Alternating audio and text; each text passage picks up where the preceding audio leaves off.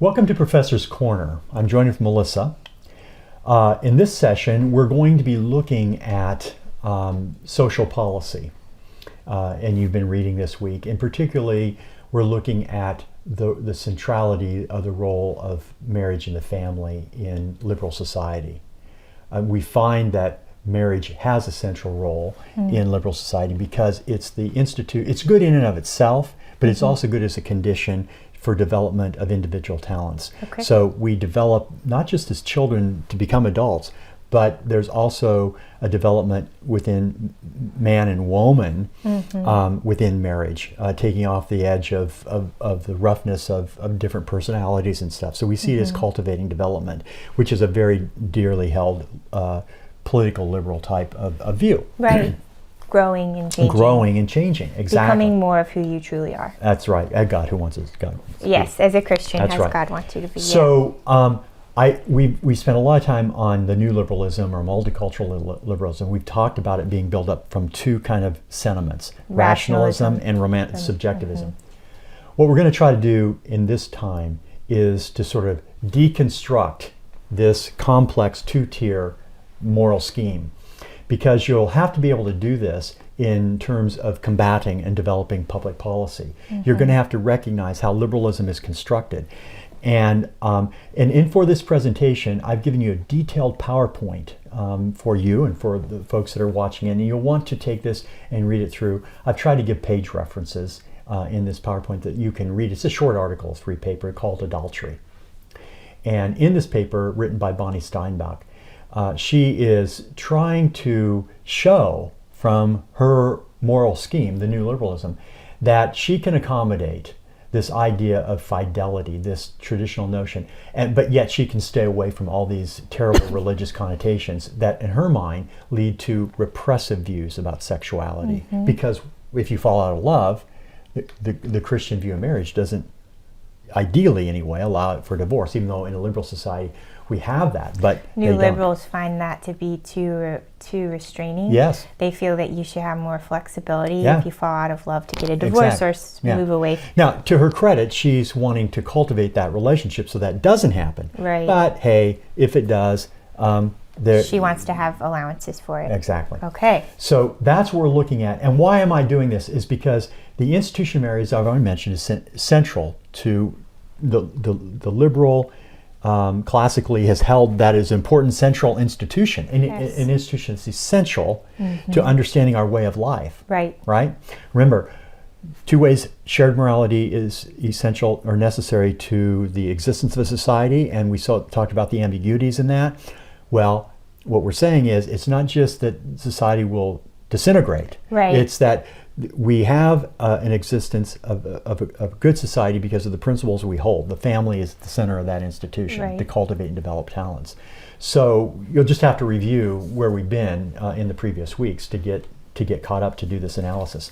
So I'm going to walk you through this. I'm not going to go through every point along the way. I provide a detailed PowerPoint presentation and with page references, and so you kind of can read along in that 3-page article. And here we go. Are you ready? Ready. Okay. I'm ready. So our challenge is we're going to basically do a critical deconstruction. So we are faced with a policy. It comes to us. We're noticing on the one hand we can suspect it's going to have some utilitarianism. On the other hand, we can suspect that it's going to have some push to autonomy, because in the end, that's where these debates seemingly always are. And what's our policy? I'm not telling you what the policy is that's coming at us. Okay. I'm just saying you give me a policy in social policy, and this is what's going to be. You're going to utilitarian, or you're going to get autonomy. We have to dismantle that so we can attack it. Okay. Okay. We need to expose some of the aspects of it. Okay. So I have provided what I think are 6 steps. Read these. I'm going to talk them very quickly, and then Melissa and I have pulled these out, and we're going to kind of walk these through the PowerPoint. So pull out your PowerPoint and participate along with us on this. The first is we need to be able to distinguish the rational and the romantic poles. Right. We need to find, if we can, or push and pull in our analysis or interviews, whatever it is, to pull out these segments of the consciousness of our new liberal Yes. policy opponent. Right. Okay. Then we're going to want to identify and describe the values that they are holding, that they're anchoring to with the social morality, right? Yes. Because public policy is about social morality, so we've got to find that. Yes. Okay. Then the third thing is, now we're going to want to pull those out, and we're going to want to show that they have a particular social ideal. Right. All right. Now, it might be tricky on how we find that social ideal. That could be it can vary. It might be directly stated, maybe, but we might have to kind of fish it. I'm going to give you Basil Mitchell's placeholder. Okay. All right, and it fits the scheme generally. It might have to be tailored to a particular policy debate, whatever. But the placeholder that I'm going to have is that human beings who, within the limits of their biological constitution, are free to become whatever they will. Okay. This is a social ideal. Okay. Now throughout the class we've talked about some problems with the autonomy. We've talked about issues within how they negate assume that there was the biology provided a natural barrier. Now that may be gone, it seems that there's no limits, so we're free. All right, you got all this? There's many more aspects to potentially bring in, but you're just for purposes of today. You will need a social ideal. If you can't have one, use this one. Right. It will work in social policy. It will work about 80% of the time. Okay. Right? But if you get really good at this, you'll find ways to modify this, but it will help you along. So, okay, then we describe their social ideal. I've given you the placeholder.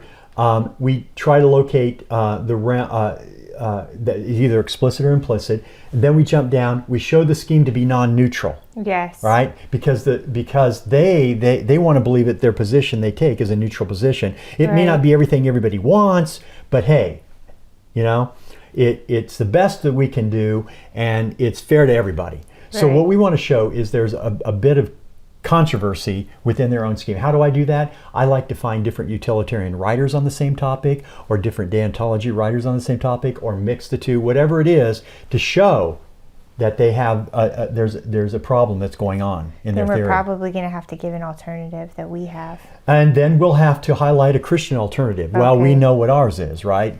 We happen to think that marriage is sacred, and we agree in the liberal society that it should be a central institution. In that sense, we share that liberal mindset. We are liberals in that regard. Right. And we, at the same time, have a stronger view. Why? Because we have a different philosophy of love.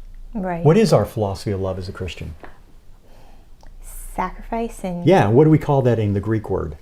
I don't know. Agape. Okay. Yeah, it's unconditional love. It's the love Christ showed for us, and so what we're supposed to mirror. So we have a philosophy of love. Do you think the Romantics like that philosophy of love? Probably not, because they're focused on the individual and the individual achieving some sort of self-actualization or happiness. And if they're constrained, if you don't hold that view of love anymore, then it seems to be oppressive, right? Yes. And where have you heard that the Christian notion is repressive? The Christian notion of love is repressive. It's a Freudian concept. Yeah. So that's how the Romantic is going to view it. It's not to say they don't have a philosophy of love. They just don't like it. So when you hear the word love, don't just buy off on the surface, because we've got many. Right. There are many notions of love out there, right? Right. Okay. And so if we present this alternative, this idea that love is more than just making ourselves happy, it's about sacrifice for others. Well, then what if the other person, don't we have to take it a step further and convince them? Then we're going to try to show, at the end, if we're really good at this, we'll be able to present our case in a way that there'll be a intellectual pull that shows that our view is much more humanly satisfying. Mm-hmm. Of course, if somebody is already of a free spirit, but for the traditional conscience out there that is being twisted and pulled by the different winds of thought, right? In that regard, yes, we need something to say, oh wow, that's more humane, that reaches where I'm at. Right. Even if they might resist because they don't want to be a Christian or something. That's possible. But we need to show our case is so powerful to reach into the deepest of human longing and human needs. Okay. All right? Sounds and love good. should do that. So here we go. We're just going to try to hit this article. the first thing that Bonnie Steinbach wants to argue is that she asks this question: this is the very first page, is there a rational justification for approving adultery that will carry force with everyone, religious or non-religious alike? Okay, so the first thing she has done, this represents what I would consider to be the rationalist pole. Why? Because the rationalist is looking for a universal morality. Okay. Okay? And what that they mean, or an absolute, what they mean, it's exceptionalist. Yes. All right? So if she's talking about adultery, so she's got the religious notion. She's going to do separation of fact and value now. Okay. She's going to separate off and go with the fact and the value. How does she do this? Well, she begins by saying, well, number one, it's not universal. Right. She will point to Alaskan tribes and some other examples where the sharing of wives is thought to be one of hospitality. Right. It's a normal, acceptable thing. Right. Okay? So therefore, there's an exception. Okay. Then she shifts to the utilitarian. She says, well, it's not justified on that ground. The utilitarian, she says, well, adultery isn't like harm, murder, stealing. Right. You'll find that in the next page that she goes to. That's still part of the rationalist pole. Why? Because it's the consequentialism, Okay, right? right. Got it? Everybody got that? So now she's saying it's not like that. Right. So now there appears to be no rational basis Right.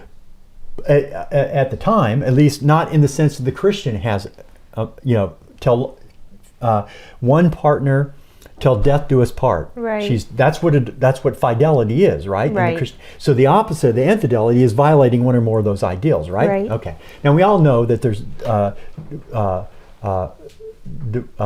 fault-free, divorces and stuff like that in society, but nevertheless, we hold as an ideal, and we want to criticize it even in the private realm. We want to criticize adultery, and she's trying to say we couldn't even do that. Okay, so we've got the rational side of it. Do we have any romantic? It's going to be poles in buried. it? It's going to be Okay. implicit. But let's work our way to there. And again, I'm not going to go through line by line. The students are going to Yeah. have to read that. But I'm going to tell you what they're going to read and try to just put it in a context. And then you all can do this from your reading. So we've got the rationalistic pole. We've got the way she argues it. Right. And that she's now anchoring from our deconstruction. We need to identify the type of values. So the way she's going to complete the deconstruction is she's going to say harm and truth-telling. Yeah, she's going are to say, the two she's going to values. say the thing about fidelity that's important is that what? you don't want to harm somebody else, and you don't want to lie to them. They don't want to lie to them. Yeah. And the Christians are going to say what to that? Yeah, that's true. But then what are they going to say? But that doesn't capture all of it, right? Right. Because if that's the case, what kind of institution of marriage would we have in society, or should we operate? It would be an open It would marriage. be open marriage, right? Yeah. Does Bonnie Steinbach, you've not had a chance to read the paper yet, but does Bonnie Steinbach believe that? No, she does not. She does not like the open marriage. But she's struggling to. She's to trying maintain to, it. right? She's being pulled towards the humanness of unconditional love, but she doesn't want to go there because of the metaphysical So commitments. she's pushing us towards an open marriage, but she actually wants Her theory so far has committed her to open marriage. She doesn't like it intellectually. Her mind is at stake. Okay. All right. What's next? So she's going to go work through arguments to show that the reason why she doesn't like open marriage, she discounts it because it separates love and sexual intimacy, Right. so that it Yep. becomes a game. Yes. And that's called the Playboy philosophy. Okay. Right. And she's going to say, I reject that. Okay. All right. Now she's got a problem. Right. She can do that. She can do that on grounds of her utilitarian because that's harming, Right. right? Because people's emotions are involved, and you Right. don't just play games with sexual intimacy, right? Right. Got it. So now she's got to find where she's going to reach for love, and this is where she gets really cryptic, because if she goes in our inner outer circle, if she goes into that outer realm of the non-ethical, non-rational, Right. and tries to impose it upon the social ethos, she's taken her morality, imposed it on the social ethos. Right. That's prohibited by their theory, is it not? Yeah. Right. And if she, at the same time, what she's going to try to do is she's going to try to use those concepts Okay. internal Right. to the truth-telling and harm to sort of define this concept and purify it of the negative connotation. She's done that, but she comes up with open marriage. She's not happy with that. What is the woman going to do? Right. She's got to find some type of a social ideal Right. by which she can bring in that will give her a kind of a love. Right. she doesn't really give us much. And to that degree, she begs the question. What she does is she tells us a little about Romeo and Juliet, and they had a particular kind of love, right? Right. Okay. So, and it's the romantic notion built around eros, Right. which is a very passionate. We're not denying eros love for Christians and stuff, but our love is agape, unconditional. Has a sacrifice It component. has a sacrifice Yeah. component, but she doesn't like that. Okay. But now we've got vying ideals, don't we? Yes. Because I have my ideal, and the question is, she likes the unconditional Right, nature, right. because that's what keeps the open society from occurring. She's trying to find a replacement. She thinks she has. We would then, in our argument, raise questions about the romantic notion, Right. the Romeo-Juliet type of subjective love, and we would try to point out, on the one hand, where they end up with is they can't get all that they want. They want the Christian notion, but their Right. conceptual scheme won't get them there. And all we're Right. doing is deconstruction, and we're showing that along the way. So when we end up, our notion of love that we end up with it's one, the Christian view. We have the sentiment of reason and passion and will. It's agape, unconditional. The romantic notion does have a notion of love, but it's not permanent. Right. It's not unconditional. And that's what she wants, that permanent, but her bond of love based on passion, because even though it is passion, and that's a powerful thing, it still nevertheless is spontaneous love. It still nevertheless is no guarantee that it's going to stay. Okay. Okay? And knowing that, you need that type of protection in order to enjoy the eros type of We're love. going to have to convince her or others that, depending on who we're discussing Right. this with, that this sacrifice or this selfless component is what makes possible the valuable. eros. And our hope is that the individual will take that seriously. That's right. And consider it. And that's Okay. our deconstruction. Okay. All right.